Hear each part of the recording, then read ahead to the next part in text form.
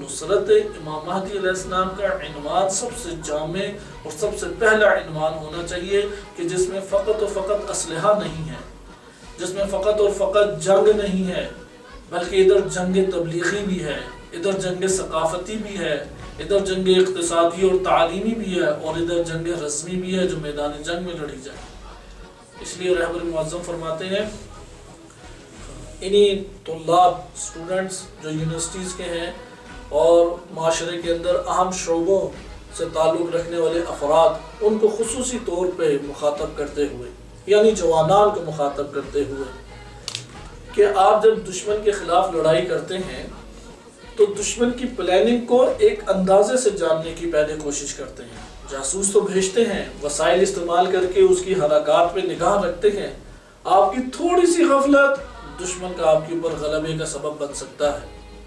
بالکل اسی طریقے سے جیسے میدان جنگ میں آپ ایک اندازہ لگاتے ہیں اس کی تمام کی تمام پلاننگ کا، اور اس اندازے اور خدشے کی بنیاد پہ آپ فوراً قدم اٹھاتے ہیں، اسی طریقے سے فکری میدان میں، تعلیمی میدان میں، اسی طریقے سے فرہنگی اور ثقافتی میدان میں دشمن منصوبہ بندی کر رہا ہے۔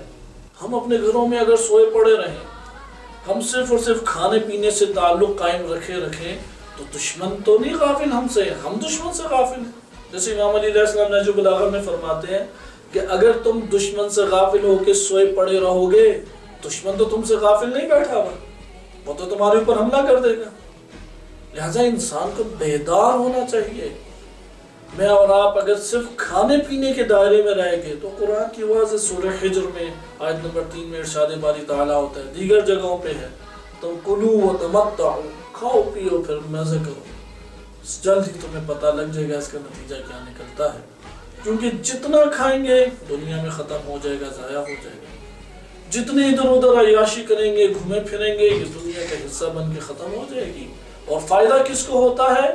ہماری غفلتوں کا، کھانے پینے کی دنیا اور گھر بار کی آباد کاری، اور فقط اس کی سوچ کا فائدہ، تمام کا تمام فائدہ دشمن کو حاصل ہوتا ہے۔ اس نے تو بہت بڑے پیمانے پر پلاننگ بنا لی۔ ابھی آپ یہ دیکھیں کہ اس وقت عالم اسلام کو کس طرح کنٹرول کیا ہوا ہے دشمن نے جا کے کوئی فوجی تو نہیں اتارے، کوئی بم بھی نہیں مارے، کوئی گولیاں بھی ہمارے اوپر نہیں چلائی، ذہنوں کو قابو کیا۔ انسانی نفس کے اندر ایک تصویر کشی دشمن کرتا ہے، اور اس تصویر کشی کی بنیاد پہ ارادے جنم لیتے ہیں، اور ارادوں کی بنیاد پہ انسانی پورے معاشرے عمل انجام دیتے ہیں۔ یہ تصویر کشی جو دشمن کر رہا ہے، یہ دشمن کی منصوبہ بندی ہے۔ اگر ہم نے یہ اندازہ نہ لگایا کہ دشمن مثلا موبائل سے کیا چاہتا ہے، سوشل میڈیا سے دشمن کے کیا اہداف ہو سکتے ہیں، فلاں جو دشمن نے فلمیں اور ڈرامے بنائے ہوئے ہیں ان سے دشمن کے کیا اہداف ہو سکتے ہیں، ایک تعلیمی نظام، ایک نظام حکومت، ایک نظام اقتصاد سے دشمن کے کیا اہداف ہو سکتے ہیں، اندازہ گیری نہ کی تو مقابلے میں اور آپ قدم نہیں اٹھا سکیں گے، اسلامی معاشرہ قدم نہیں اٹھا سکے گا، تنزلی کا شکار ہوگا، مغلوب ہو جائے گا، دشمن غالب ہو جائے گا۔ اس وقت ذہن بنایا جاتا ہے، سب تمام کی تمام جنگ ذہن بنانے کے اوپر ہے۔ جس نے جیسا ذہن بنایا پورے کے پورے معاشروں کو اس جگہ پہ وہ بھیڑ بکریوں کی طرح ادھر چراتا ہوا لے چلا جائے گا۔ لہذا دشمن آ کے ایک ذہن، ایک تصویر کشی انسانی نفوس کے اندر کرتا ہے۔ اسی طریقے سے ایک تصویر کشی اسلام آ کے کرنا چاہتا ہے، حقیقی تصویر کشی کرنا چاہتا ہے۔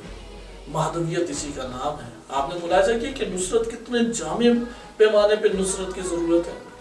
ایک میدان جنگ میں اگر فقط ضرورت ہوتی، مجھے آپ بتائیں آج کے دور میں 313 سے اوپر لشکر تیار ہے پھر یا نہیں؟ جان دینے والے تو 313 سے کیا لاکھوں سے بھی اوپر موجود ہیں۔ آپ تھوڑی سی ابھی مہلت دیں، لاکھوں کی تعداد میں موجود ہیں، لیکن کہاں ہے کہ جو معاشروں کو ہدایت کے ان جگہوں پہ لے کے جائیں جہاں امام مہدی علیہ السلام لے کے جاتے ہیں، بہت قلیل پیمانے پہ موجود ہیں۔